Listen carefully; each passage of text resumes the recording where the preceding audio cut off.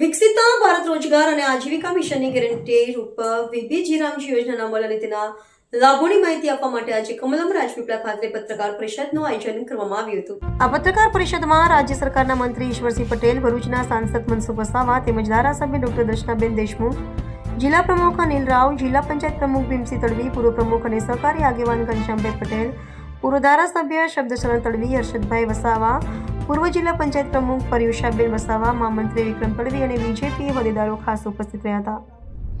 પત્રકારોને સંબોધતા મહેમાનોએ જણાવ્યું હતું કે વીબીજી રામજી યોજના હેઠળ રાજ્યના ગ્રામ્ય તથા શહેરી વિસ્તારોમાં રોજગાર અને આજીવિકાના નવા અવસરો સર્જાશે અને ગરીબ શ્રમિક ખેડૂતો તેમજ યુવાનોને સીધો લાભ મળશે. મંત્રી ઈશ્વરસિંહ પટેલે જણાવ્યું હતું કે આ યોજના દ્વારા કામ માંગનારને નક્કી સમયગાળામાં રોજગારીની ગારંટી આપવામાં આવશે, જેના કારણે લોકોના આવકના સ્તરમાં વધારો થશે અને આત્મનિર્ભરતા તરફ આગળ વધવાનો માર્ગ ખુલશે. સાંસદ મનસુખ વસાવાએ યોજના અંગે સરકારની પ્રતિબદ્ધતા વ્યક્ત કરતા કહ્યું હતું કે આ યોજના ગુજરાત સહિત સમગ્ર દેશમાં વિકાસને નવી ગતિ આપશે. ધારાસભ્ય ડોક્ટર દર્શનાબેન દેશમુખે જણાવ્યું હતું કે વીબીજી રામજી યોજના માત્ર રોજગારી પૂરતી સીમિત નથી, પરંતુ આજીવિકાના ટકાઉ સાધનો ઊભા કરીને સામાજિક અને ધાર્મિક સશક્તિકરણનું મજબૂત સાધન બનશે. અંતમાં પત્રકાર પરિષદમાં ઉપસ્થિત મહેમાનોએ વધુમાં જણાવ્યું હતું કે વિકસિત ભારતના સંકલ્પને સાકાર કરવા માટે આ યોજના એક મહત્વપૂર્ણ પગલું સાબિત થશે અને સામાન્ય જનતા માટે લાભદાયી બનશે. આદરણીય પ્રધાનમંત્રી શ્રી નરેન્દ્ર મોદી સાહેબના નેતૃત્વમાં સંસદના બંને ગૃહોની અંદર વિકસિત ભારત રોજગાર અને આજીવિકા મિશન ગ્રામીણ વીબીજી રામજી અધિનિયમ 2025ને જે મંજૂરી આપવામાં આવી છે, એના અંતર્ગત આજે અહીંયા ભરૂચના સાંસદ સભ્ય શ્રી મનસુખભાઈ વસાવાજી, જિલ્લા પંચાયતના પ્રમુખ શ્રી ભીમસિંહભાઈ, અમારા ધારાસભ્ય બેન દર્શનાબેન, પૂર્વ મંત્રીશ્રીઓ શ્રી હર્ષદભાઈ, શબ્દુભાઈ, અહીંયા સૌ ભારતીય પાર્ટીના પ્રમુખ શ્રી અમારા નીલભાઈ, જે અધિનિયમ જે અગાઉ 2005માં જે મનરેગા નામથી જે યોજના ચાલતી હતી, એના અંદર માત્ર માટીકામ, તળાવ ઊંડા કરવાની કામગીરી અને રસ્તા માટેની મજૂરી વર્ક માટેનું કામ હતું. પરંતુ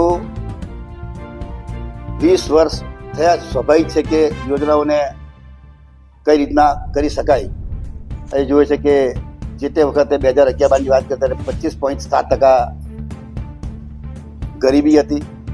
આજે 2022-23ની વાત કરીએ ત્યારે 4.86% ગરીબી હેઠળ આજે લોકો છે. ત્યારે જે રીતે લોકોને સ્કિલ દ્વારા કામ મળે, પોતે એક સાહસિકતાથી પોતાને આર્થિક રીતે પગભર થાય, એ માટે આ અધિનિયમમાં લેવામાં આવ્યું છે. જે સ્વસહાય જૂથની બહેનો છે એને પણ રોજગારી તો મળે, પરંતુ સાથે સાથે કામગીરીમાં હાટ બજારો હોય, આ અનેકવિધ કામગીરી એમના થકી એમને રોજગારી મળે. માત્ર મજૂરી પરંતુ એનું સ્કિલ પણ વધે અને એ સાહસિક ઉદ્યોગ સાહસિક તરીકે એ પોતે આગળ વધે. આવનાર જ્યારે 2047માં જ્યારે 100 વર્ષ પૂરા થવા જઈ રહ્યા ત્યારે પ્રધાનમંત્રીશ્રીનું સપનું છે કે આપણા દીકરા દીકરીઓ તમામ લોકો આર્થિક રીતે પગભર બને અને આ અધિનિયમની અંદર પણ આ રીતે જોગવાઈ કરવામાં આવી. ત્યારે આવનાર દિવસોમાં આનાથી પણ અનેકવિધ આ વીબીજી રામજી અંતર્ગત લાભ થવાનો છે.